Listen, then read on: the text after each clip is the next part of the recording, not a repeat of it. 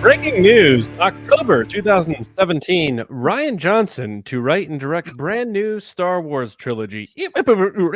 Breaking news, February 2018, the Game of Thrones creators to write and direct a new Star Wars trilogy. Beep, boop, boop, boop, boop. Breaking news today. Hi, everybody. We are live on the Resistance broadcast, and Simon Kinberg is going to write and direct a brand new Star Wars trilogy. Third time's the charm, and we're here to talk all about it. So welcome to TRB Live. Whether you're watching live on YouTube, watching on YouTube after the fact, or listening on your favorite podcast app, thank you so much for joining us here to talk Star Wars. I'm John, that's Lacey, and we are here to talk about all that news that came out today about this new trilogy. We're also finally going to take our shot at this Skeleton Crew trailer. They dropped it the day after we recorded last week, guys. I'm so sorry, but don't worry. We've got thoughts. So Lacey did record her initial watch reaction. That's on the channel if you haven't checked that out. But we've had about a week to sit on this and think about this and theorize. And I know Lacey has pages of notes written in full calligraphy. In my brain, I don't have like written out notes. Oh, okay.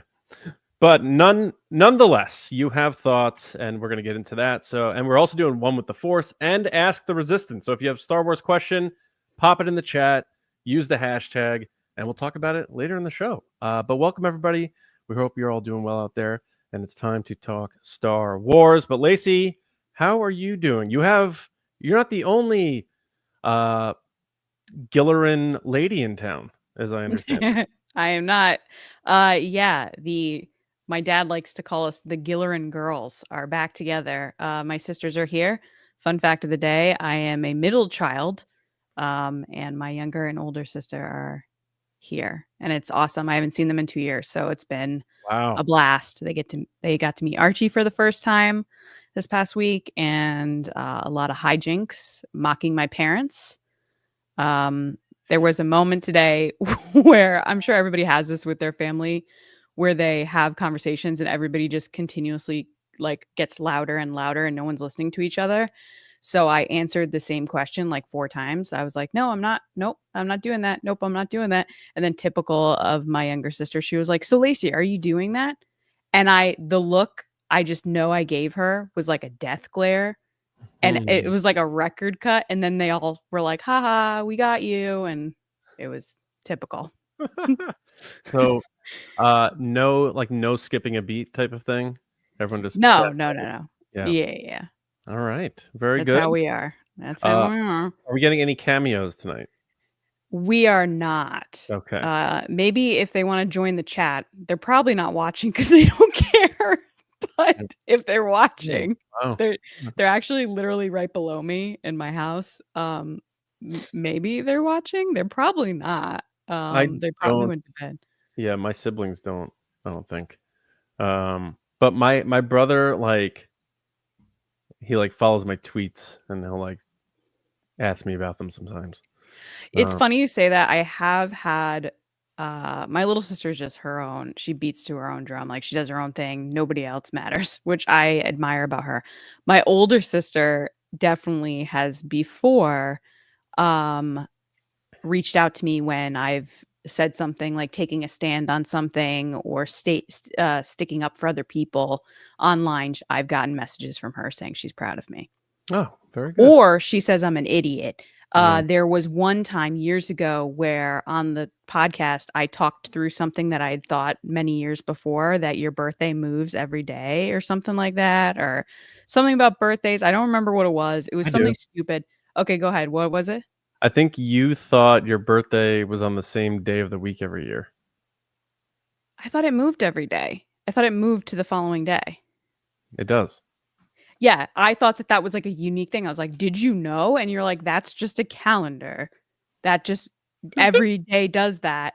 And I heard about it literally the day the episode came out. I got a text being like, are you serious? Did you not know this was a thing for my older sister? So sometimes they're positive and sometimes they're you're a moron. But typical sibling stuff, I guess. How is it tuna, but they call it chicken of the sea? Okay, I'm not that dumb. No. Are Okay. you calling Jessica Simpson dumb? That was a dumb statement, and I think she faked it for the camera, which is understandable because that was her whole shtick then. Yeah. Uh, but yeah, no, I'm not that dumb. I'm just kidding.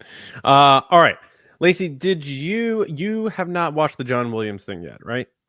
I have not had the chance. It's on my list of things to do this weekend, but I did watch a clip online because I love spoiling myself of the little segment about the Ray music Mm, specifically. And they played that and they showed Daisy Ridley's reaction to it.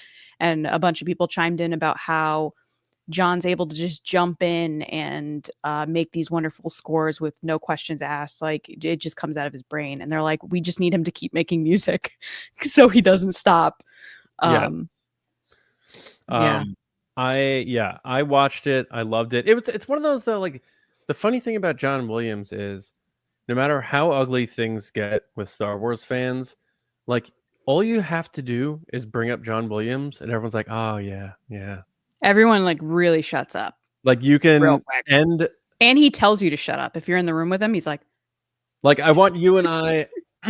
Now that I've said that, I want us to like film a sketch of two Star Wars fans just arguing in an elevator, and then someone walks in and like is listening to John Williams, and they all just start like high fiving each other because or like John Williams shows up and he's just like,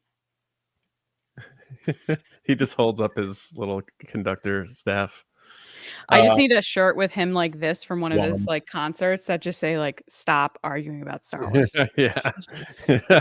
But I, as expected, like anything with John Williams, like this wasn't going to be bad. There was like a 0% chance this was going to be bad. Yeah, So obviously. Yeah, yeah, yeah. and it was great. But my biggest takeaway, and obviously everyone go watch it if you have Disney Plus or other means, but um, like hearing about his youth and stuff, and seeing pictures of him as a child, because John Williams, like I always pictured him as this old guy because I was born in the 80s and he's now 95. You know, he's been an older guy always to me. So seeing him like younger and how he was in Yeah, college and stuff, it's just yeah. like, wow, this guy was Oh, that's cool. he's done it all. So it's a really great insight, and also just how humble the man is. It's One of so my inspiring yeah. and how humble he is. One of my favorite videos online is the one where it's two, I think like college or high school guys that are outside his house, and one of them has a French horn, and he starts playing Star Wars and a couple of his music with the French horn because John Williams loves the French horn and all that stuff. And he came outside and was like chatting with them and was like, "That was beautiful, thank you so much." And it was one of those moments that you're like, this guy is so wonderful that he just wants to appreciate everybody and anything about music in general, but like anybody that appreciates his music, he's willing to give Yeah. them the time. I know when we saw him at Celebration, it was a life-changing moment for me. Hmm. Like core memory when like tears in my eyes, couldn't believe it. Yeah, I loved conducting it. the Indiana Jones theme with Harrison Ford watching on stage. It's just Mhm.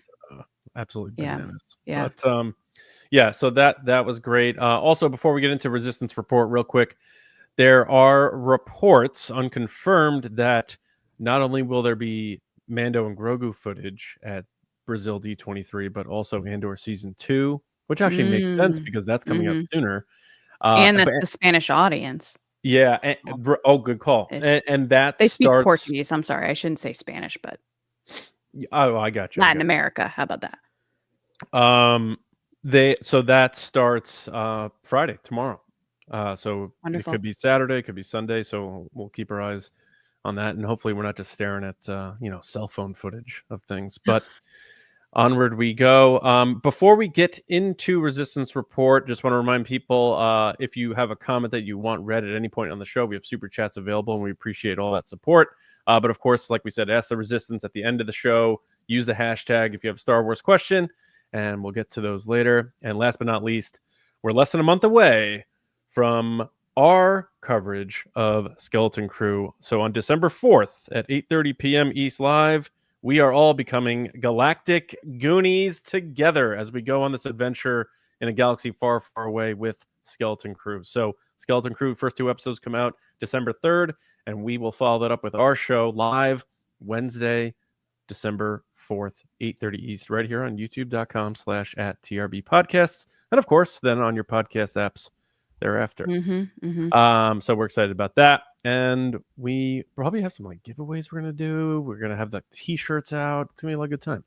Yeah, we're launching a whole like merch collection. We're really excited about it. A lot of things happening behind the Mhm. scenes in the base. All right, Lacey, are you ready for news? I am. Let's do it. Let's do it.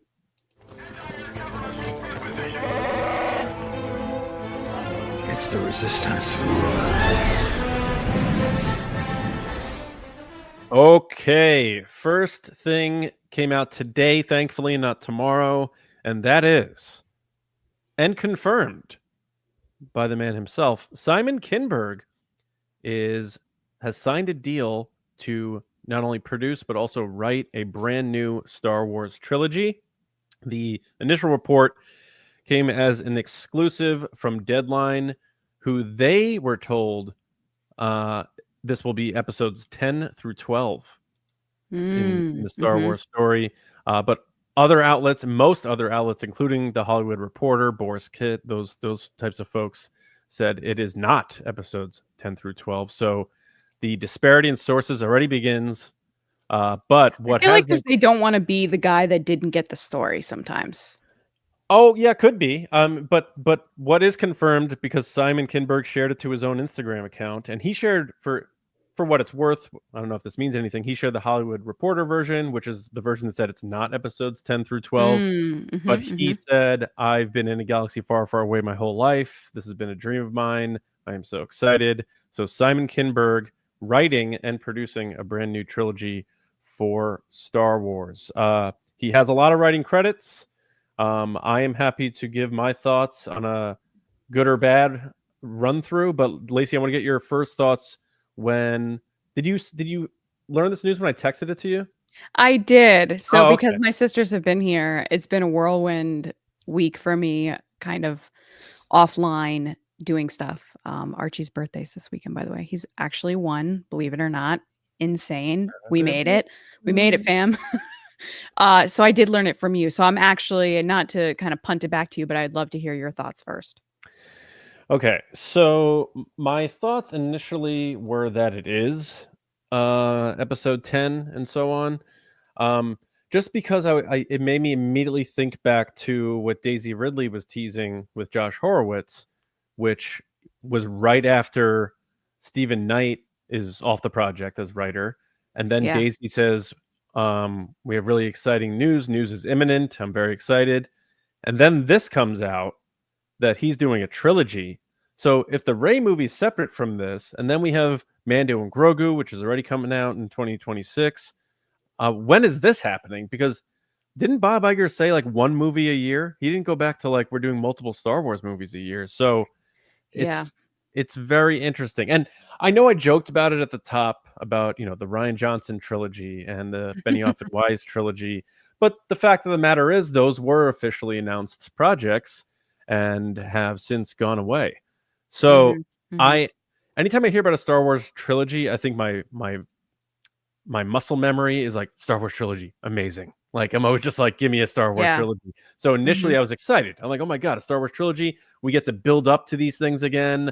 That newness, like all those feelings come back. The Force Awakens 2014 type of feelings come back, especially because Simon Kinberg was a consultant on the Force Awakens, which I think most people still like. He also helped create Star Wars Rebels, which many, including myself, feel is the best Star Wars animated series, and I think he deserves a bit more credit about the success and creation of that show because he created alongside Dave Filoni. Um, so I need more info on what this is because if most of these other outlets are saying it's not episodes 10 through 12, then I have nothing to like grasp onto. It's just Yeah. we're getting a new Star Wars trilogy. I'm assuming this also was taking place after episode 9, but we don't even know that. So yeah, not sure how to fully feel about this. I do want to just take another sneak peek at his writing credits Sure. because he's been in the world of X-Men a lot and he did write my favorite X-Men movie. But if we go through the list, these are the movies he wrote, Lacey. Are you ready? Mhm. Triple X State of the Union. So that was the sequel to Triple X with Ice Cube. So that was his first movie. I have met Simon before, by the way. Oh, you have? He's very nice. Yes. Oh, that's good. I like hearing He's good very people doing nice. Star He's Wars. been to a couple of like Reed Pop shows, New York Comic Con, stuff like that. And I think it was for Rebels. He was there for Rebels. He was Oh, just nice. very nice. Yeah. That's good to hear. Yeah. Mr. and Mrs. Smith, I think that's good. So I think we're one and one here. X-Men: The Last Stand. Ooh, that was a bad one. I am like really blanking. I don't know if it's because I'm really tired. Like what X-Men is what? Which one's the Last Stand? Oh, that was the third one where they had the angel guy with the wings, and Jean Grey was Dark Phoenix, and Wolverine. Oscar Isaac? No, that was Apocalypse. Oh. But good news for you, he also wrote that. Ah. I appreciate several moments in those movies. Like there are cool moments. Mhm. So they made money, didn't they? Didn't those movies make money? They did all right. They did pretty good. Hmm. And then a few other highlights. X-Men: Days of Future Past, he wrote. That's my favorite X-Men movie, so that's a win there for him. But then you look at other stinkers like Fantastic Four, X-Men, Dark Phoenix. Which Fantastic Four? The old one with Jessica Alba? He wrote the 2015 one, the Josh Trank. Oh no, the Josh Trank one. Yeah. Yep. So I mean, he Mixed bag. has had bangers, as the kid would say. Well, like Mr. and Mrs. Smith, good movie. Oh, love that movie. Sherlock Holmes, good movie. And X-Men: Days of Future Past. But he's had some bad ones. So I understand. I saw, I checked the pulse out there in social media, and I saw a lot of nervousness from people.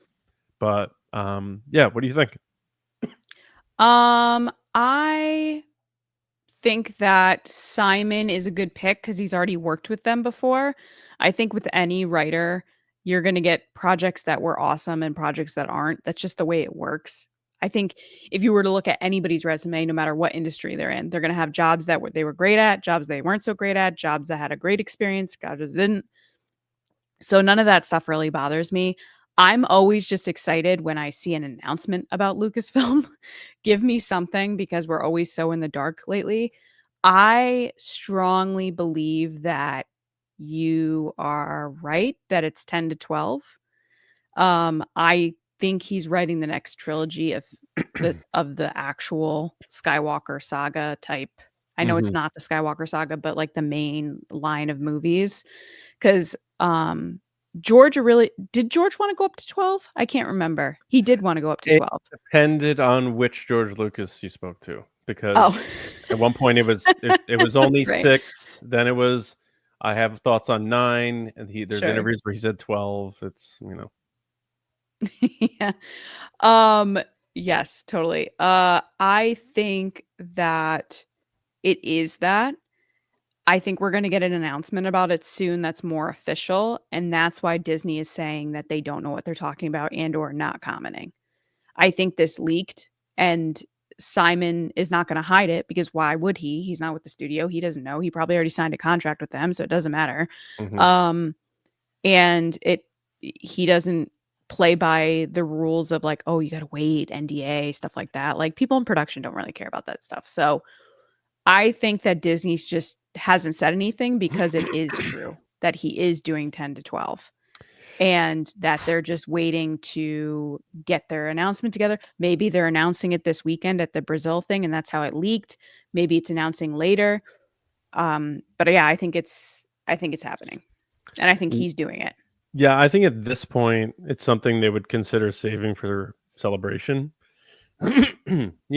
Holidays are already jam-packed with other stuff that's coming out. People are focused on a lot of things surrounding the holidays. I don't know how often you launch announcements about upcoming things at the very end of the year. So maybe this got out early and now they have to figure out how they want to approach it, because he already confirmed it on his Instagram. And that's a smart move by him, I think. Yeah. Because you don't want people tossing this around as a rumor and then running away with it and saying like, oh, this is nonsense or whatever. Like if him going out there squashes that element of it, and then it's us waiting to see what it is and when Star Wars itself is going to announce this and give us some more details on it. But yeah, we need more info. I am leaning with you, even though a lot of the outlets said it's not episodes 10 through 12.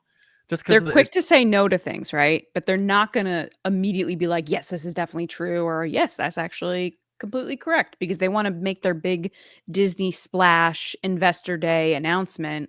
So if it does get out, which seemingly a lot of things have, the whole Ray movie got out, who was writing the Ray movie, who didn't, etc., that they're going to deny. And John, you and I know from several other things that Lucasfilm or Disney has it's been leaked that you've heard from Lucasfilm knows before that ended up to be yeses. Because that's the PR spin. I mean, even if we just look at actors, how many actors now in the past 5 years have said, no, I'm not coming to Lucasfilm, I'm not doing Star Wars, and then surprise, there they are. Yeah, that's true. I mean, yeah, we even see it when they talk about like the Acolyte, when we go back to some of their interviews, how much they were lying about their characters. Manny Jacinto was talking about how jealous he was watching everyone use lightsabers, and then he was the one killing it the most in the show. So exactly. So yeah, they're not going to admit it if they have bigger plans. yeah, They're just going to deny, and pivot. yeah. It seemed like such a hard like no from especially the Hollywood Reporter, like that this Yeah. is not episodes 10 through 12. Which makes me think someone told them like it is definitely not.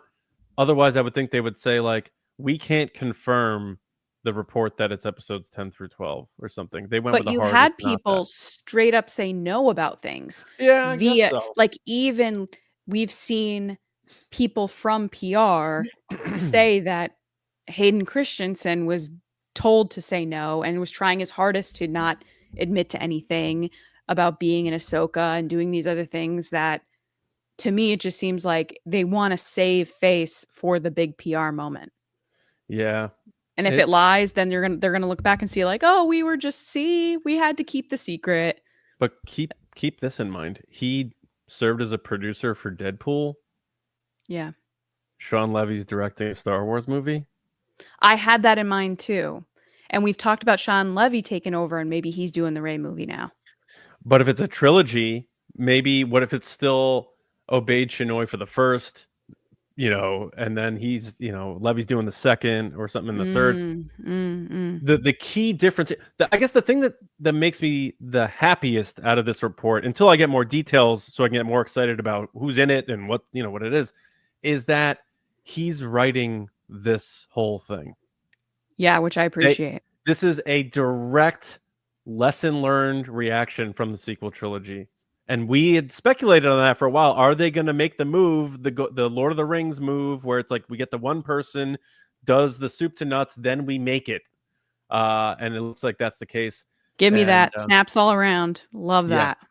A higher potential of leaks and stuff getting out if there are scripts floating around for all three of these stories. But I'd rather them make something good and know that a bantha shows up in frame 3 of the second movie versus them being like, we must not write this until the day before shooting because we don't want anyone to know about it, So, but anything else on this one? There's not much else to dig into, really. Not really. I mean, we've talked pretty thorough into our thoughts and feelings and breakdown of, we always break down like how they said it, which is always so funny to me. But I have so much more to say about Skeleton Crew. I'm ready to get into that, but I know we do have some super chats. Do you want to get into those?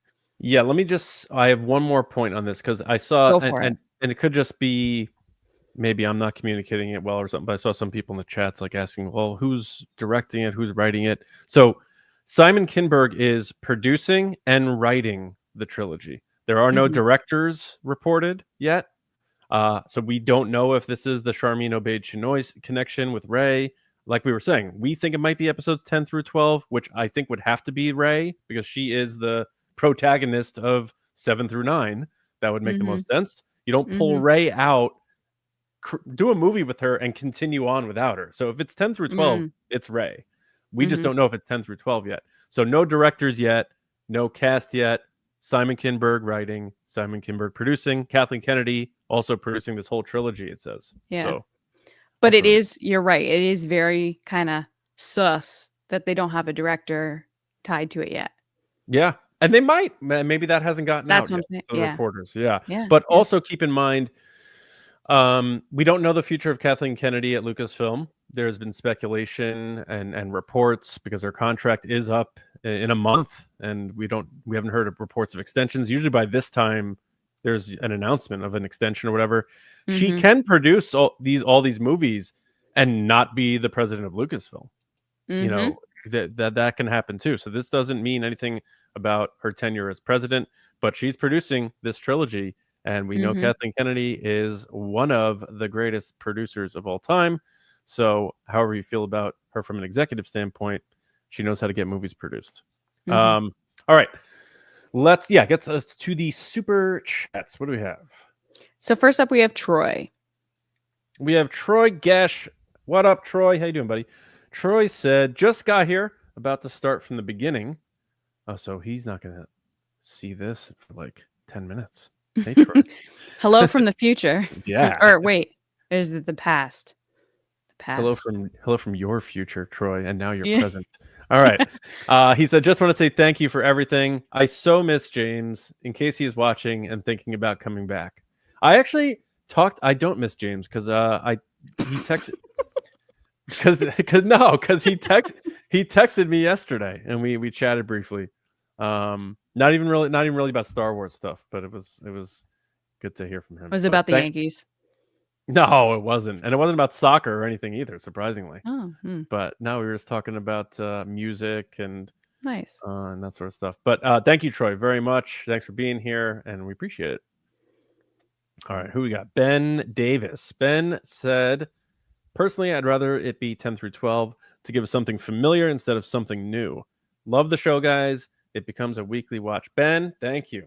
Thank you. Where's his picture? That's interesting. Very cool. It looks like he's at some type of like fancy. It looks like Pride and Prejudice, but I'm not sure if that's where it is. It looks like Darcy's house in Pride and Prejudice with the whole background of the green grass and then the wall, but I might be wrong. It might be Bridgerton, maybe, or not. I might be totally, completely not correct. Looks But just I like do him. agree with you, Ben. I hope that it is 10 to 12. It might be. Next up, we have Freezy 2324. Freezy said they never should have ended the Skywalker line by killing off Ben Solo. Mainline Star Wars movies are all about Skywalkers. Thank you, Freezy. I 100% agree. I think that the moment they killed him off, it regardless of the romance angle that people really loved, I think that killing off Han and Leia's son to me hurt the story. And I stand by that. I do consider Rey a Skywalker, though. And that's fine. You totally can. I don't think he is speaking about Rey taking the name as a Skywalker. I think he's talking about like bloodline. Well, Skywalker. she is also alive because Ben Solo gave her his entire life force. So in a sense, she's lived. You don't have to convince me, John. He's living through her, therefore she has some Skywalker in her. Not the way a lot of people wished, but oh, all right. We went there. Cool. I don't know. What are you talking about? I just wish that their son, who was having trouble, and went to the dark side, if you're going to redeem him, fully redeem him and let him have the life that Leia and Han died for. Like, it just seems like such a waste to be like, no, this whole family's dead. Everybody's dead. All of you are gone. Goodbye. And just not very hopeful, Michelle Redjwan. Not very hopeful. You don't get what I'm talking about? Go watch the Legacy of the Skywalker documentary. Anyway, moving on. All right, that is it for the super chats. That means we are moving on to talk about this Skeleton Crew trailer. We are. So we are going to go frame by frame, 70 millimeter. Lacey does want to poke around a bit, but do you want to give general thoughts first? I would love to do that. Why don't you kick it off with your general thoughts before I get into my tedious, over the top ridiculousness? Okay.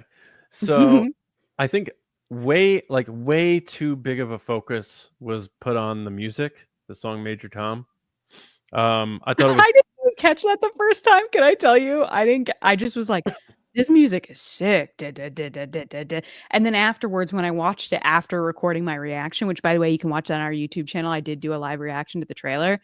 I was just like, oh, it's that song. It's just when you're in the moment, you don't really realize it. Yeah. So Yeah. I didn't think that was a big deal. I thought it made the trailer fun. I don't think we're gonna get pop music in the series like Willow did with the outros. I just think it was they're trying to connect more with audiences that maybe are only here for episodes 10 through 12 and Luke Skywalker and stuff. Like here's a new Star Wars story. We want to reach kids. We're going to make these trailers as fun as possible, action packed. And I thought it was. I thought it was a really good trailer. I thought there was a lot to look at. I think it visually looks really good from a special effects perspective. So I hope that is more of the majority of what we see in this series. And I do, I don't think, it's not that I have issue, but I don't know if we're going to get the humor that we're looking for. I do think this is going to be very carbon copy E.T. Goonies sort of thing. And I think that's good though, because I think people, when they're speculating about the show, which you know me and you, we go bananas speculating about this stuff, and we went crazy with the Acolyte, and it wound up being way more straightforward than either of We had us so much fun realized. though. I We don't had a regret blast. anything. I We don't had a regret blast. anything. Yeah. But I think people with Star Wars, for whatever reason, I don't know if it's the Darth Vader being the greatest twist of all time, they are speculating what the next twist is going to be and what the next turn is going to be. And is this person going to betray this person and who's going to die? I think in this series, I don't think there's going to be any major twists. I think it's going to be pretty straightforward because they want kids to be able to watch this show and they don't want to make it too complex. And if you go back and watch E.T. and go back and watch the Goonies, those movies have a lot of adventure, but they don't have surprise twists and betrayal or deaths. So all these kids are going to make it out of this show. I don't think anyone's going to betray anyone. I don't think Jude Law is going to turn on the kids or anything like that. I just think it's going to be a really fun swashbuckling adventure, and this trailer gave me everything I needed. So, Lacey, I know you have specific notes, and then I'll probably ping pong off of those if those are things I also noticed. But what do you got?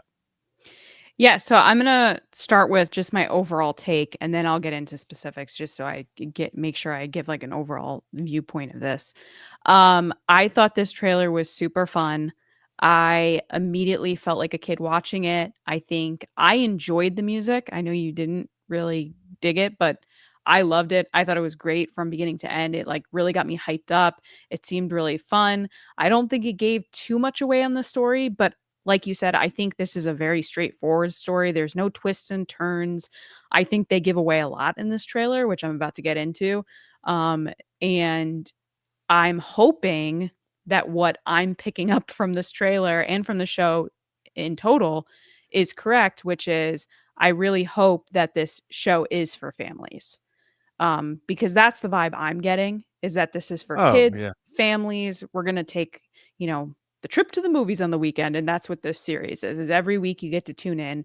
I think they got that from Jon Favreau, who was like, The Mandalorian is for families to watch together. And even that has its scary moments. I've gotten creeped out from The Mandalorian, but overall it brings it back to belonging, family, community, a crazy adventure in space that you blast off to these places that you don't even know. And I said it in my live reaction, but this trailer made me feel like myself when I was little. Of this ship shows up in your backyard, you hop on board and to see where it takes you, and it gets you in trouble. And, you make friends, you do whatever.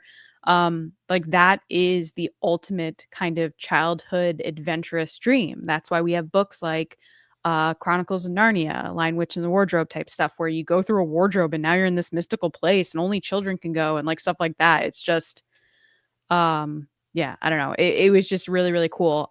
But I spent a good probably 20 times looking through this trailer to kind of really dig into it to see what I could find. And I laughed offline with John because I was talking about the week and kind of how crazy it's been and how I needed something like this to really bring some light, hope, and fun to my life this week, outside of obviously my family being here. But and so I was gonna say to him, hey, I want to break this down.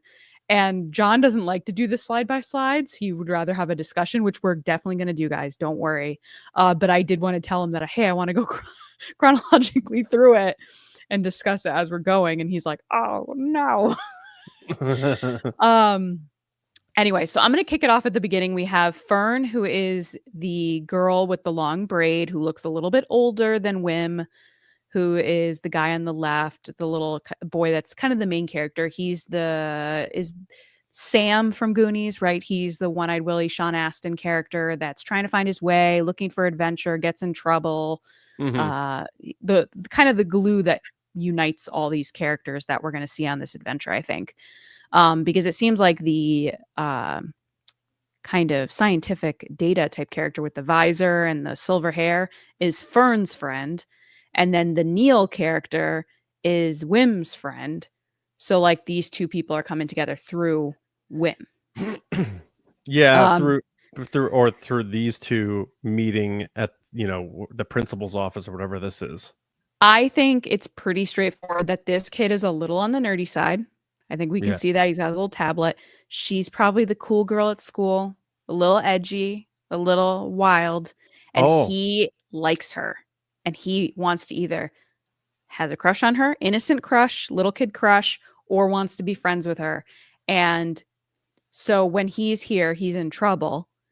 I think that he did something stupid to like get out of homework, get out of some type of test, got overwhelmed, and was actually caught by the police and not by school. They just brought him back to school. And I'll explain why.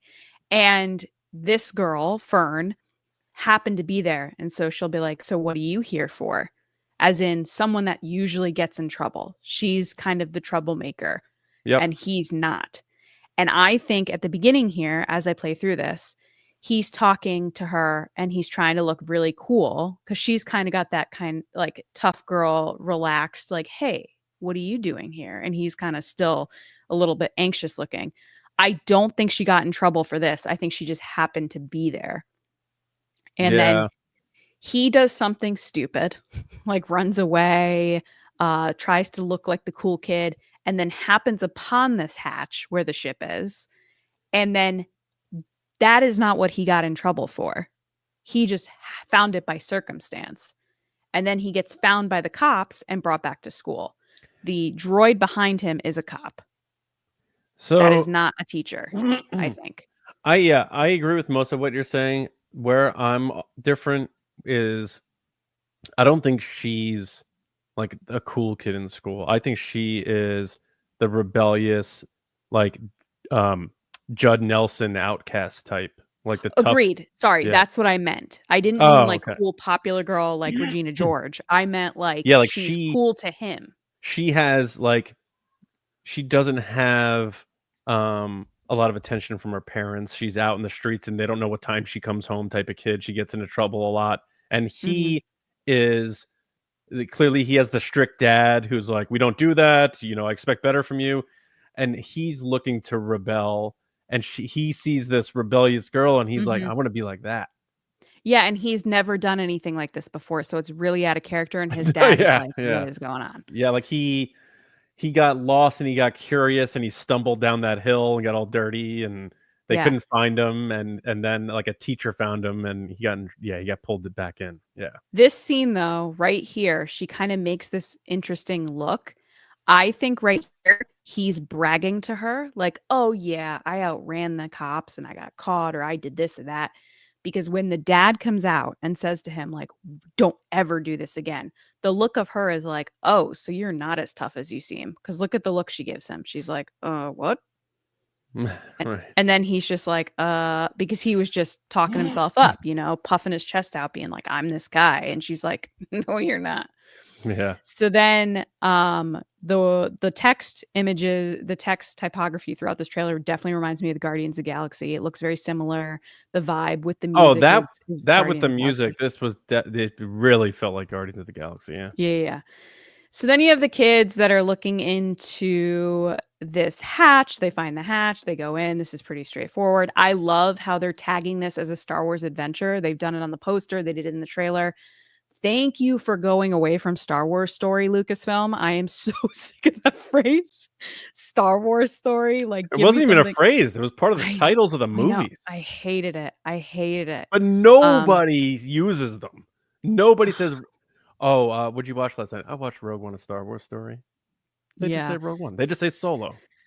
Yeah, so I think this is beautiful marketing. Star Wars adventure, it's straightforward. It brings the idea that this is something exciting. It's fun.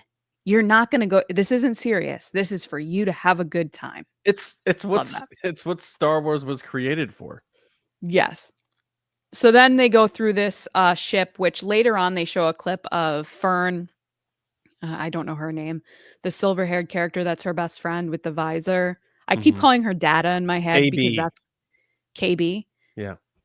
KB and her are hitting some type of engine. I think that's from this. I don't think that's from the shot with Jude Law's character. I think the part where they're sliding down through a tunnel too, I think is also either this or the end, which they're in like some type of tomb. I think they're kind of taking these scenes and mashing them up into this trailer. So I don't think they're all perfectly matched up. So then they take off. The dad sees them leave. Don't do this, blah, blah, blah. Then they show up. I want to know if this is absolutely crazy because coming up, they get to the port, which, by the way, I don't mean to throw some shade, but this port in general is what I wish Galaxy's Edge was. Oh, really? That's what I wish when I walked into Galaxy's Edge. That's what I wish I saw because right now it's a ghost town unless there's people in it. And it's just very kind of blah. So this is going to be that Borgo Prime spaceport. Yeah. Or sorry, Port Borgo on the planet Borgo Prime. Yes. And this is what we were talking about. So what Borgo Prime is a shadow port in the galaxy's outer rim territories located on the Hydean Way. The former pirate queen Maz Kanata marked it on the map that she included in the book that would eventually become known as the Smuggler's Guide. So that's where we got that idea about Maz Kanata potentially popping up in this. But this, Yeah. so Google away, Wikipedia away. This is Borgo, Port Borgo on Borgo Prime in the Outer Rim territories. Now tell me if I'm wild. Is that the back of the Millennium Falcon behind him? Where are we seeing that? Can you see my mouse? I cannot see your mouse. Oh, it's, I don't know if you can see my mouse or not. So he's in that little kind of circle. Mm-hmm. Look at his head and then go to the right of his head. I don't think so. It looks like the back of the Falcon. So I was like, oh, is that the Falcon? Anyway, so this is the spaceport. Again, this is what I wish Galaxy's Edge was. Like that you walked out and saw this. This, like, look how alive this shot looks. Like this, these are the planets that I dreamed of when I was little and I didn't have any more movies to watch. This is what like imaginations are made of. Is like this kind of like crazy environment with people and things and creatures and ships and like everybody's going everywhere. It's just so alive. I loved it. I loved every second of it. Yeah. So then you have them here eating some soup noodle thing and it's kind of creepy. These scenes are kind of all cut up because you have him throw the soup. They show Wim by himself talking to the creature. Then you have him throw the soup. But then you see the pirate here from The Mandalorian after he throws the soup noodle thing. So I think he was eating the noodles. Then this guy came over, started trouble with him, and then he threw the noodles. But the trailer makes it seem like he's getting mad at the main guy. I think he's trying to cause a distraction from this pirate dude. Yeah, or like we see Jod Nawood peering out from behind that like corner, and that could very well be from the scene, and he's sort of first encountering them and watching from afar and seeing that they're in over their head. And we did see him in that first teaser seemingly use the force where he's moving that key to his hand. Yeah. What if he created the fire to like get those kids, to get the pirate? Well, they away flipped the from kids? bowl into like oil. So he could have flipped the bowl, is what you're saying, right? Yeah, yeah. And then we saw Neil in that shot too, and he doesn't seem to be running anywhere at that moment. So, Yeah, we'll see. But the creatures look great, and Can you look at the guy on the right, please? I noticed that in my like second watching. that Look like at the alien eyes. he's doing this. Oh, he's making a face. Yeah, his face is permanent scowl. Watch this guy. It is so ridiculous. I laughed so hard. Oh Look yeah, we at got the yellow-eyed Jawas too. Oh he's yeah, got the permanent It's so yeah. funny. And to remind everybody, like Phil Tippett worked on this show, and he actually was tweeting about it, and he's like, I hope everyone watches Skeleton Crew. And a lot of those older OG Star Wars guys typically don't, first of all, get back in the mix or Mm-hmm. talk about it very much. Mm-hmm. And he's back, and we're gonna see Phil Tippett doing creature work in a brand new Star Wars show. So let that just sink in for a second. Like, even if this show is like, yeah, it was all right. It's like, it's 2024, almost 2025, and we're watching Phil Tippett physical creations come to life. He also must love it to do it, because he wouldn't do it if he didn't feel like he believed in the I project. mean, in the greatest scene from Light and Magic is when he literally said he would have killed himself if he didn't do what he was doing. Yeah. I love this shot where it comes into they then join Nawood. What is his oh my god, Nawood guy. What's his name? Jod Nawood. JNN. They join JNN on his ship. I love this shot that's kind of at an angle where they're sliding in. The nice push down the hallway. That's classy. That's a classy track shot. So then they go off and they take off in this big thing where they're like, oh, Neil, you have to do this. I think, John, this is where you're wrong. I think there are comedic moments, and this is one of them. What did you just say? I'm sorry. I'm just saying about that one thing. The comedic tone. I think there is a lot of funny moments. I think this trailer solidified that Neil is going to be a fan favorite. He's going to be the runaway hit of this show that everybody's going to be talking about. He's cute. He's funny. He's nerdy, so you feel bad for him. I think he's going to be the one that everybody's talking about. Neil's going to be, he's going to be the unlikely hero who accidentally does what saves them without realizing it in the end. The Neville Longbottom. Who's that? From Harry Potter. Who's from he? Harry Potter. The guy that like he's got the buck teeth, but they had to put fake teeth in him because he got real hot when he got older. The Neville Longbottom. I'm just saying, like he had a glow up. He looks really good now. But he was the one that stood up to Voldemort in like the last movie. Or like Chunk in the Goonies, how he befriended. I didn't want to keep talking about Goonies because I feel like that's it's pretty much like right in that pocket. Yeah. I get it. Totally. I always find it funny when you say "in the pocket." Why? It's a phrase. That's like the John Hoey phrase of everything. All right. So then you cut to them like on some new planet. They're coming in and out of the ship, in the ship, out of the ship. Then you see these guys in spacesuits. Those are the pirates that are taking over another ship. I think this is going to be the opening of the series that sets the tone that these guys are bad, that they're bad news. So you have them kind of where did I go? You have them breaking onto the ship, and then it cuts to Steve Urkel himself, where they do a nice push, showing how bad he is. If you look to the right side of the screen, you see a New Republic soldier, and you see the left side, they have a knife to the New Republic soldier. I think they're taking over some type of mining planet for New Republic soldiers New Republic colonies or something. Why a mining planet? Where are you getting that from? Because it looks like there's stone in the background with pipes and lights. So I'm just getting a vibe of like either a base or a mining or something. And you have to think. Go ahead. No, go ahead. I thought you were done. I was going to say that to me, it seems like if this is taking place during that Mandalorian section era, then it's the New Republic's trying to establish themselves as the government of these places. But it's taking time for them to reach these outer planets.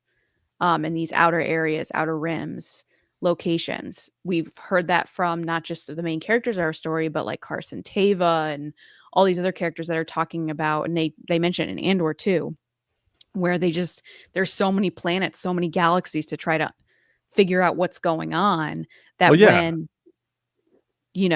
the Empire fell, they're trying to figure things out. And I think that these guys are trying to capitalize on the spread too thin New Republic. Yeah. Yeah, I mean, yeah, the port is in Outer Rim territory, so that makes sense. Go back real quick. The pig man on the left looks like Meatloaf. Well, I was gonna say looks like Dr. Evazan from A New Hope. Yes. So I don't know if like it's half half human, half pig, like Cosmo Kramer was looking for, but he looks just like him. So I wonder if that's a species or something. But the left side, see the sword to his throat, and then you have the other guy on the other side, and they got those stupid helmets. All right, so you want to continue with your? Yeah. Right.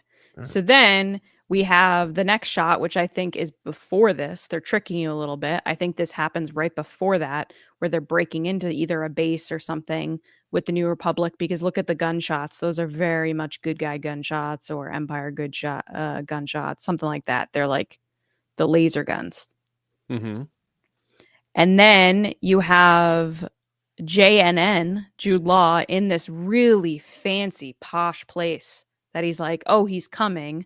But they also cut it together with another clip of him talking about pirates. So you have multiple planets here that they're interlacing throughout this trailer. You have the port, some type of ice planet, and then you have this planet, which is this fancy hotel planet, which they also cut to eventually with the pirates outside and the X-Wings fly in. Because you can tell by the gold trim that this is that kind of like hotel that they're at, which I'll show you later because it's not there yet, or I can skip ahead and come back. What would you prefer? Oh, either one. All right, so we'll just keep going then. So then we have the kids fighting here.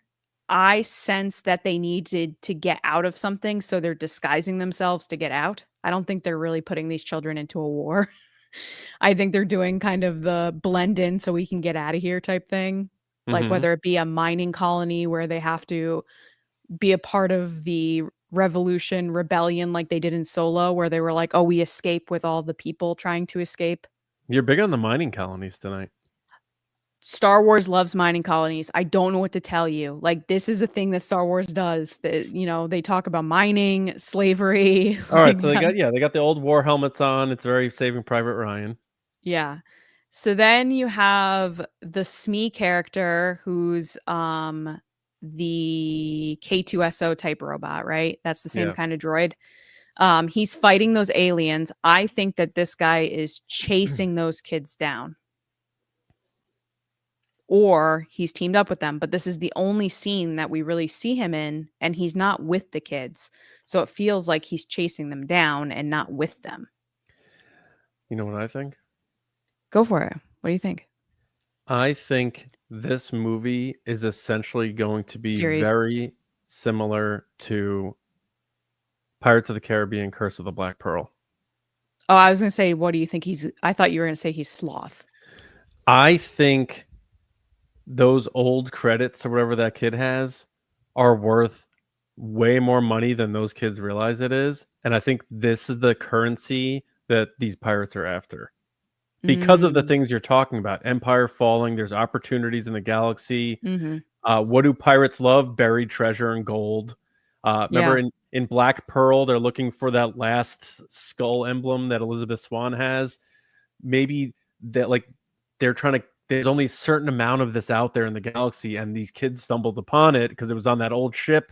They lost some ship somewhere. Oh, it's in the ship. Yeah. They lost some ship somewhere, and centuries ago, and they've heard about this, and the kid happens to find it in his neighborhood on his planet, seemingly.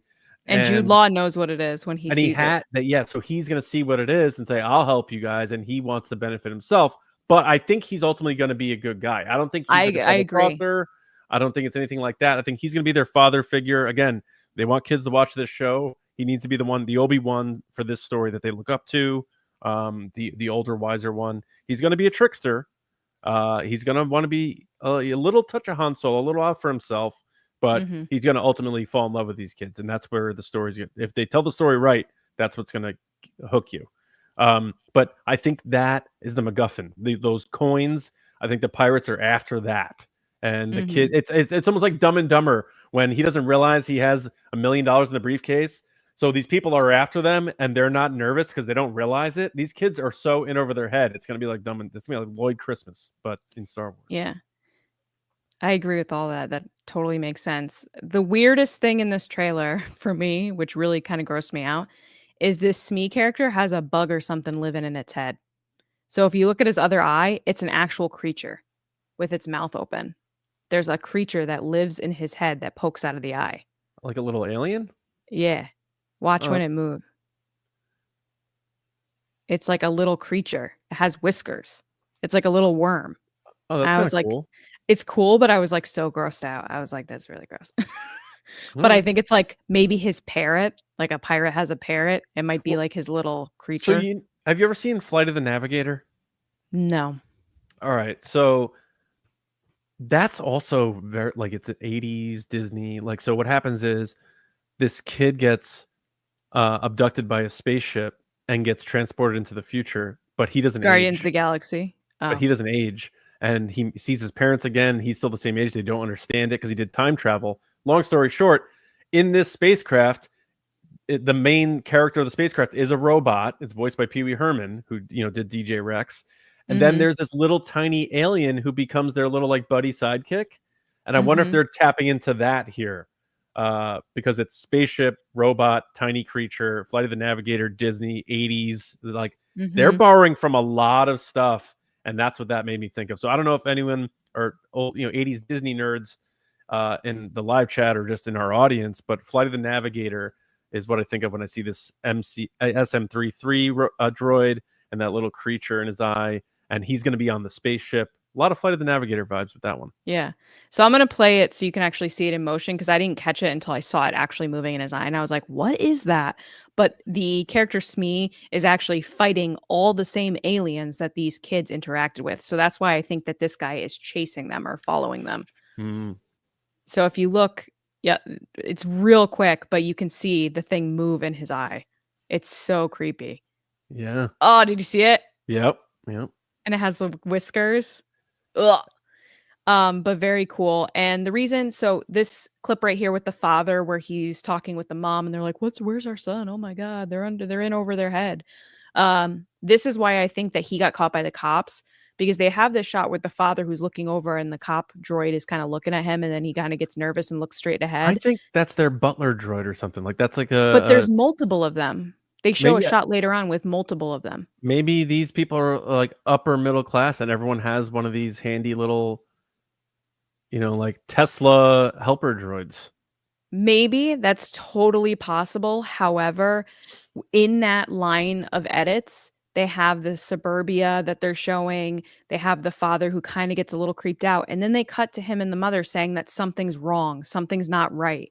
So to my thought was, if they're in over their heads, these kids, and there is a bigger thing at play, then the cops would be involved. They'd be like, something's going on. So then the father's like, oh no, what's going on? By the way, is he wearing red overalls? He is. They're like corduroy. They're really cute. Look at this guy. They're He's really cute. They're like, he's talking about Neil, by the way. Neil is so cute. Oh yeah, sorry, audio listeners. 750 episodes later. They're like, if you grew up in the 80s, we are punching you in the face with everything. Yeah. So this is why I think they're cops. Like if you look at these droids when they move, there's multiple of them. They're moving around. Yeah. This thing, then we have the creature that rolls up. At first, I thought it might have been a Borgullet just by the tentacles. I think that this creature is the voiceover that you're hearing that's saying like, oh, you're going to see booby traps. You're going to see all these things in this, to get to the treasure. I think this character is that voiceover, unless it's Smee. I couldn't tell. But the other thing that seemed very obvious to me is that the skull you see at the end with like the whiskers looks like the skull of this creature right here. Right back here. It seems like the same exact skull. It's got the two eyes, the whiskers, and kind of that long face that I'm like, maybe this treasure is this creature's treasure. He's like the I'm blanking on the name, the dragon in Lord of the Rings that's guarding, or in The Hobbit that's guarding the treasure. Interesting. Yeah, I like that theory. Yeah. which also plays back on another kind of childhood adventure story is The Hobbit. Yeah, and any of those movies or fantasy stories where the kids or your protagonist encounter like some great beast, it's that sort of like coming of age, like taking that next step moment. Mhm. And also a coming together thing if they're together. I don't know if they are. Yeah, so, like, the way that this thing is shaped, it just looks very much like the skull at the It end, which you'll does. show. Yeah. Yeah, so then we have this hotel situation, which seemingly is also the snow planet, so I didn't Are catch that those the first time. I'm trying to see, it's fuzzy on my end, but is that gas or is that water? I don't know if it's gas or a hot spring, it kinda looks like hot water, like hot Oh, yeah. springs, Okay. but it does look like some type of fancy hotel or casino, Yeah, is that like some type. snowy mountains? It is snowy mountains, so I So said that there was, like, a snow yeah, this is area. like Vandor. Was that the name of the planet in Solo? Yeah, maybe. Could you imagine if it does come back to, like, this Well, is some type of syndicate thing? yeah, yeah, yeah, I'm not gonna connect it fully to Solo, but that Yeah. shot of Jude Law screaming in that very fancy, uppity looking That's lobby what I or told wherever you, he is was. this. Yeah, yeah, but Yeah. it reminded me of, Dryden Voss in The Starlight, like, yelling. It was, like, a very similar feeling, and he Yeah. sounds like him a little. It's very weird. He does say he's coming, and then he says, like, the pirates or something, but it could be he's coming, and then it could be someone else that's, he's, Yeah. nervous about. But yeah, that shot of Jude Law definitely reminded me of this because of the gold accents of the building, the angles, the round kind of shape of the windows is very similar, which then cuts to the pirates which are outside, and then you see the X-wings, which I've already said this online. Fingers crossed, Paul, that it's you, Carson Teva. Let's go. Let's do this. Be in this series too. I mean, that would Um, make sense. I would love that. And I think that He probably this is. Yeah, he's probably in well, it. I think this could be a good place that the Mandalorian could show up if he's doing those odd jobs for Carson Teva's character.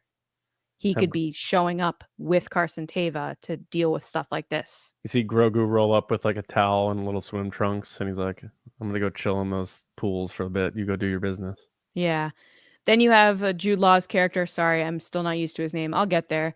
Jude Law's character taking a knife out of a skeleton. I'm assuming the skeleton crew on the kid's ship, because he probably at one point jumps on their ship instead, needs a weapon, takes it out of a dead body that's on their ship.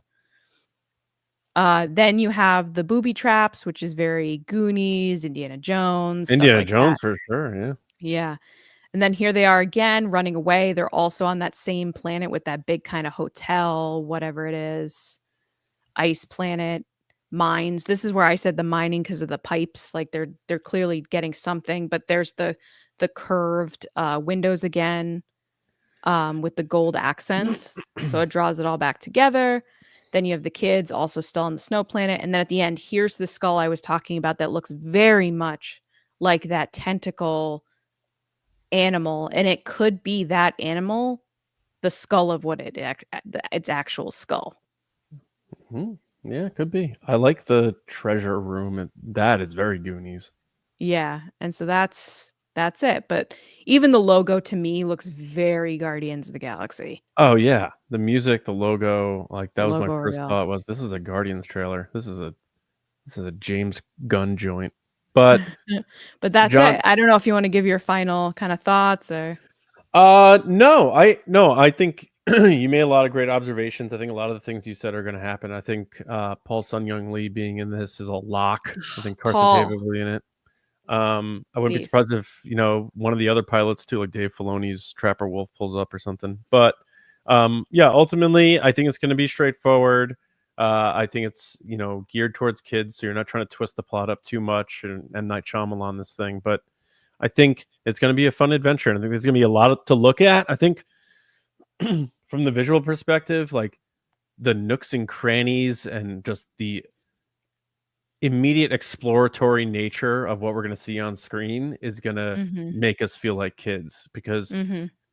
when I was at Disney with my kids, and like some of their favorite parts were like the really developed areas where you can explore and feel like you're in another place. This has it. Mhm. Like, So I'm really looking forward to that. And overall, I don't need to see much more where we're heading into this, but I think we're getting a big bowl of soup with a lot of things A that noodle we soup. grew up on. Yeah, yeah, you're right. Lumping into it to make what this show is, but I do think that treasure is going to be a big part of it. But yeah, great job on your points, and Thank I you. know we'll probably do a big bold prediction show a week before Skeleton Crew comes out. Mm-hmm. Before I Thanksgiving, agree. we'll do our Thanksgiving Eve show or whatever. We'll I do don't think I've been this hyped for a Star Wars show in a long time. Like I am so excited. This is right up my alley. Like with yeah, all the creatures and droids and just like you said, there's something happening in all the backgrounds of all these shots that you could walk away from multiple viewings seeing something new each time. I did that with the trailer. yeah. Yeah. We had so much fun talking about Skeleton Crew that we are going to punt these wonderfully written. I don't know who wrote them. These wonderfully written one with the Force questions to next week's episode. Mm-hmm. And we will get into, because we have some super chats and Ask the Resistance to get to here. So what do we have for super chats? Well, do you want to just get right into Oh Ask the yeah, Resistance? I didn't know if there were any super chats that weren't questions or anything We like could do that. it all at But the same time. all right, let's do it. Why not? I've been wondering, what are midichlorians? All right. All right. I knew it was coming. And you know what's funny? You were like, you say all right a lot, and now you said it. I said it on purpose. Yeah, whatever. I'm just rubbing. I'm rubbing off on you. That's what it is. Ugh, It it's took bound to 6 happen years. eventually. Yeah. All right, let it rip. Okay, first up, we have a super chat. Of course, it wouldn't be a show without him. Freezy2324, thank you so much for the super chat. They said they never should have ended the Skywalker line by killing off Ben We read Solo. that one already. Oh, we already did. I'm sorry. Freezy Shout out with to the you. double shout out. Shout out Freezy again. My bad. Okay, let's get to Frank. What up, Frank? How's it going? He says, thank you so much for the super chat. Thank He you, says Frank. it's probably too soon to really speculate, but do you think it's possible in Ray's future movies we could get grown-up versions of the kids from Skeleton Crew? Also, thanks for always being awesome. Oh, you're awesome, Frank. Thank you so much. John, what do you think? Yes, thank you very much, Frank. I don't know that I spoke to you much since the hurricane stuff, so I hope you were all good with that, man. Mhm. But no, I don't think so. I think it is important for this show specifically that these kids are kids for their story in Star Wars. And then if they want to do comics or stuff later, but I think it's perfect in this bubble. Like, I don't want to see these kids as jaded grown-ups in wars, and I want to see these kids have this adventure and go home and be with their families. So that's me. I don't know. What do you think, Lacey? I think that this story ends here. I don't think we're going to see them again, unfortunately. I think there's going to be repercussions and probably stuff we see eventually, like maybe mentions or Easter eggs, but I don't think we're going to see these characters again. But it is a very cool thought, Frank. Yeah, I mean, there's going to be people who do from this era show up later, and we think Grogu will, but I don't think everybody will. Next up is Mike Lovins. What up, Mike? He said, George always said he made Star Wars for 12-year-olds. Yes, he did. This is the first live action adventure in recent Star Wars to feel like it's made for kids. Love it. Agreed. What are your thoughts, John? I know you said you were going to watch it with your son, right? Yeah. I would say Mando. I think kids can watch Mando. Ahsoka might be too lore deep for them, and then say we want about Book of Boba Fett and Obi-Wan, but yeah, Andor and Acolyte, not for kids whatsoever. Very dark, dry at times. So I agree. This is old school, in the pocket Star Wars. So I'm with you, Mike, and I hope you're well, buddy. There it is. Thank you, sir. In the pocket. All right. Next up is Troy again. What up, Troy? Thanks so much. He said, John, good to know you hate older people. Obviously joking. Thanks again for everything. My uncle passed away today. Oh my gosh, I'm so sorry. Oh, This Troy. escape from reality is exactly what I needed. Thanks again. Love you all. We love you, Troy. I'm so sorry. I am so sorry. Wow, Thinking of you man. and your family. That is so rough. Yeah. We hope that you guys are okay.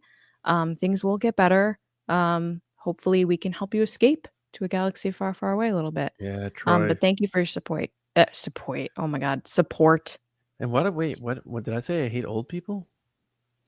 I don't know. You probably made some joke about old people. I think you were making fun of yourself.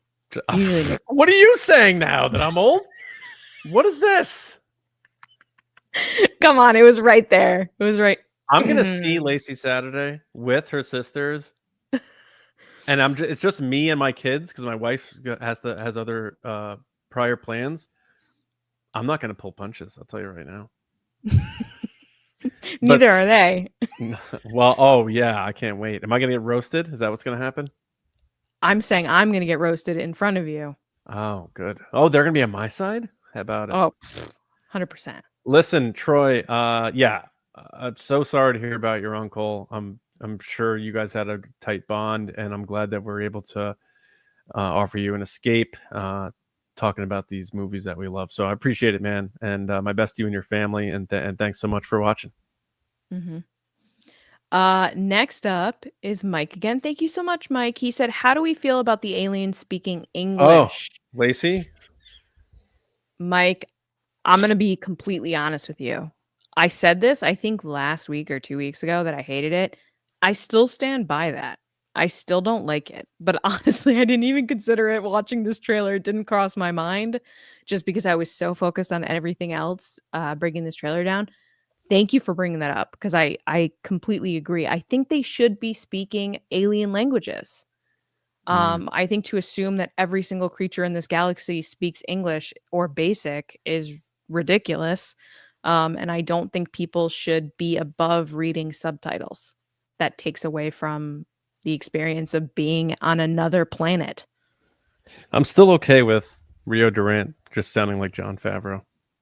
And that's fine. I'm not saying every character has to have a language, but you're going to go to a spaceport and every single guy's like, hey, they always sound like the guy at a deli, like the guy like behind the counter at a deli. Don't you agree?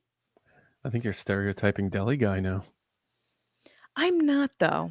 That crab guy looked like the guy behind the deli that when you ask him like, hey, can I get this order? But can you take off the mayo? He goes like, yeah, we don't do that. You get the mayo on it. And you're like, okay. Lacey's going to get canceled by Big Deli.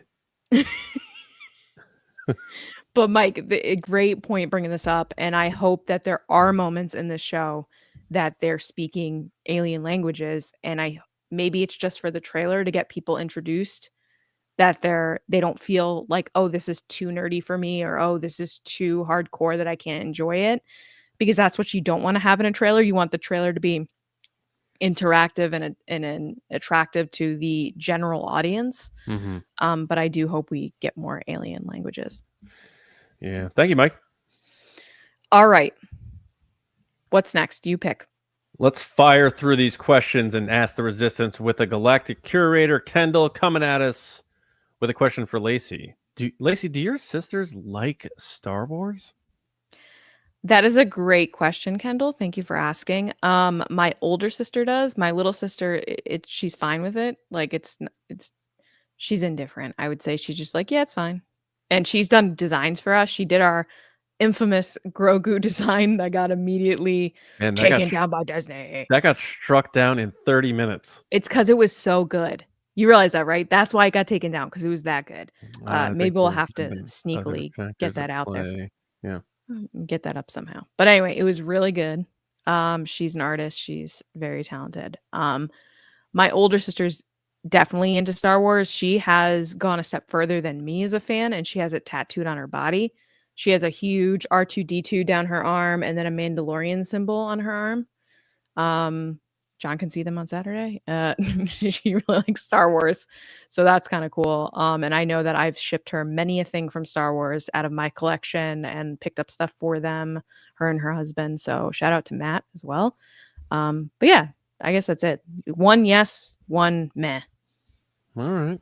All right. Let's go to Matt Lawless, who asked, "Who do you want directing the new sequel trilogy?" Now we did I think we did like our writers' picks for the Rey movie, but now let's take this question assuming the sequel trilogy is not the Rey stuff and it's not Charmin Obaid-Chinoy. There's no director. Who would you want directing the first of these Simon Kinberg movies? I thought you were going to say something completely different. Sean Levy, Oh yeah. 100%. He killed it with Deadpool. He killed it with Stranger Things. The Adam Project did really good. He also did that recent movie about the blind girl in France during World War II that got like really good reviews. So it shows that he has a range of genre, but overall, his kind of heartline, if you will, is that he brings these really important, loving, emotional community connection, family moments into his material. And I left Deadpool laughing, encouraged, cheering, and that's every time I've watched something that's Sean Levy's, that's how I felt. Is that I was like, this is fun. I'm having a great time. So I'm gonna go with that. I'm gonna say Sean Levy. And I thought you were gonna say don't pick Sean Levy, because I've said it before and I didn't want to fall back on an easy choice.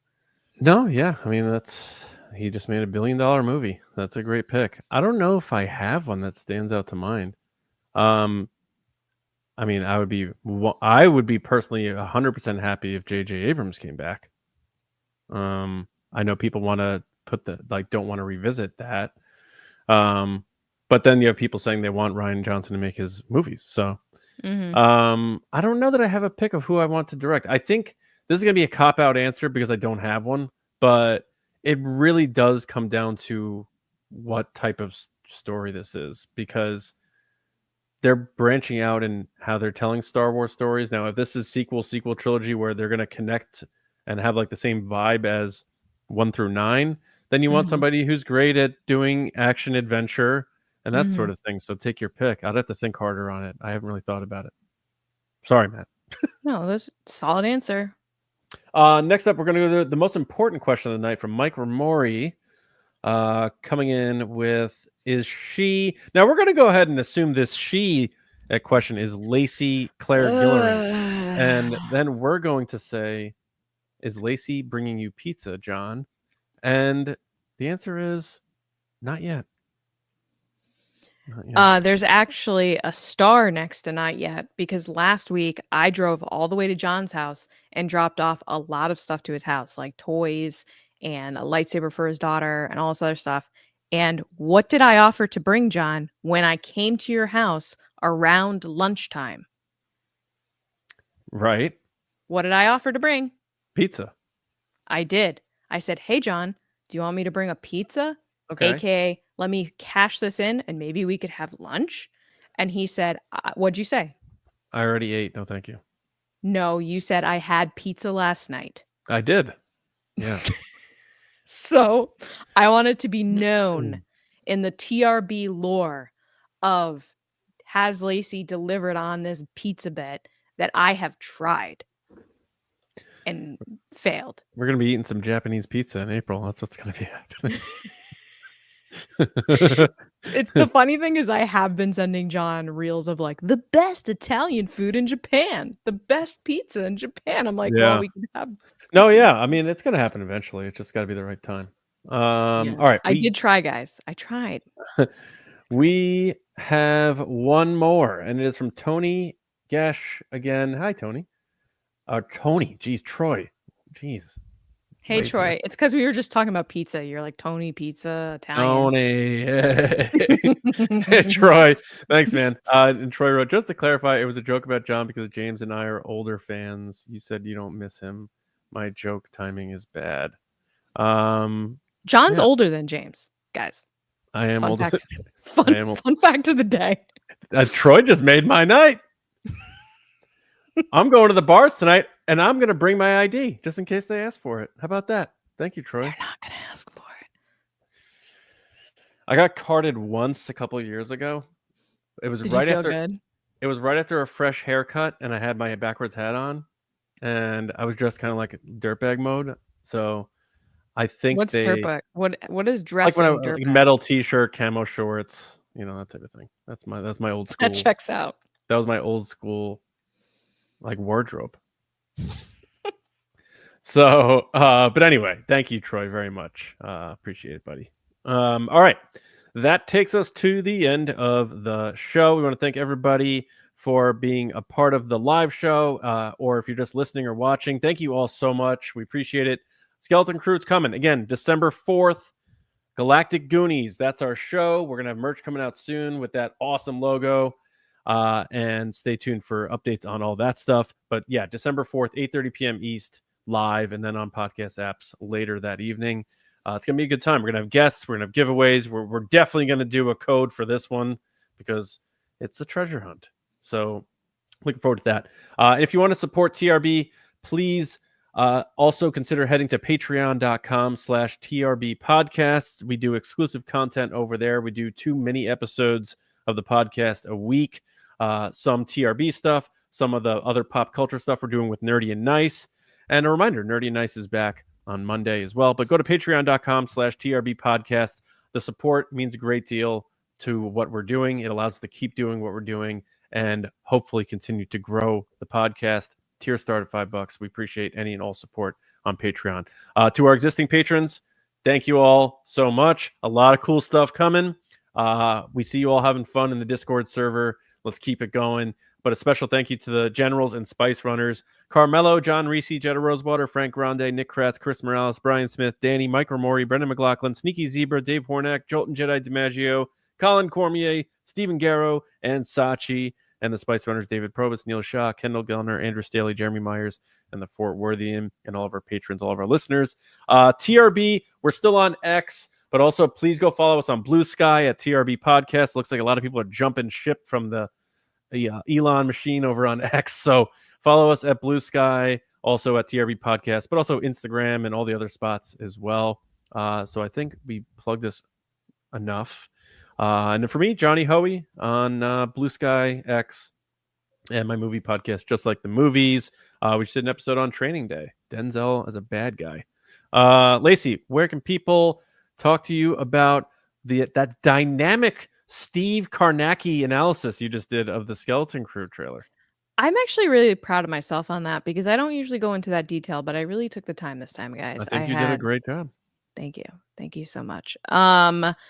First of all, people can find me on social media at Lacey Gillerin and on TikTok at It's Lacey Gillerin. I'm also on Blue Sky, Threads, whatever, at Lacey Gillerin. I had a couple people asking what my handle. It's always Lacey Gillerin.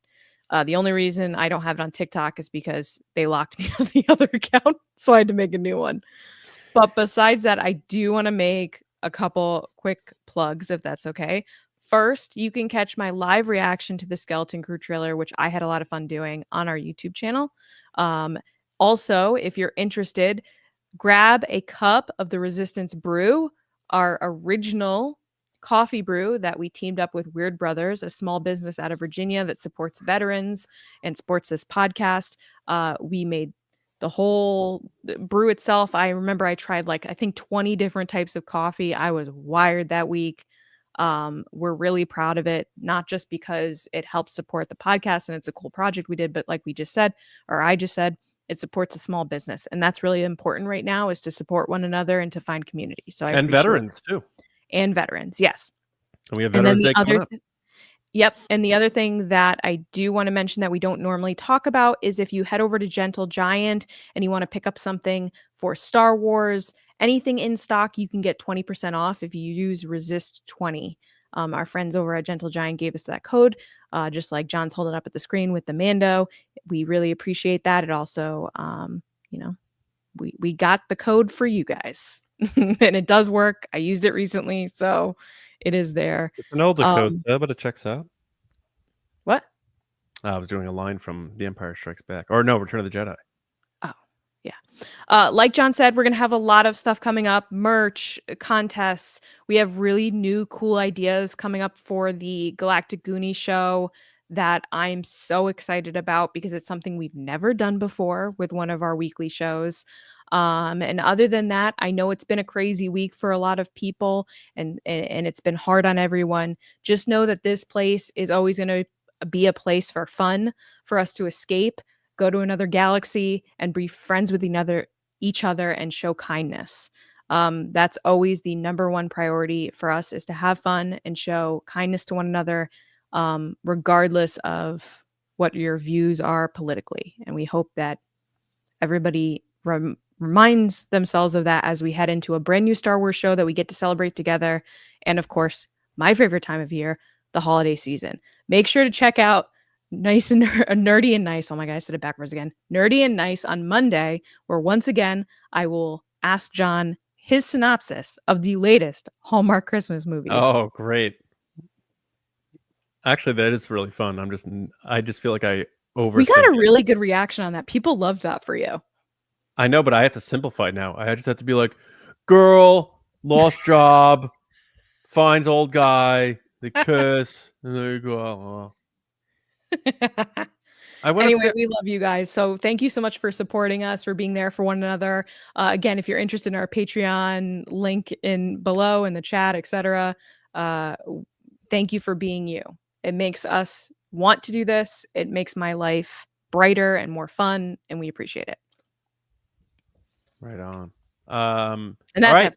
That's it. We hope everybody has a wonderful weekend. All you nerds in the TRB fan galaxy, whatever, check us out Nerdy Nice on Monday morning. Talk about all the other cool stuff. Stranger Things, Game of Thrones movie. We're going to talk about all that stuff Monday on Nerdy and Nice. And for Star Wars, we'll be back with you next week with another episode right here on the Resistance broadcast. We'll see you around, kids.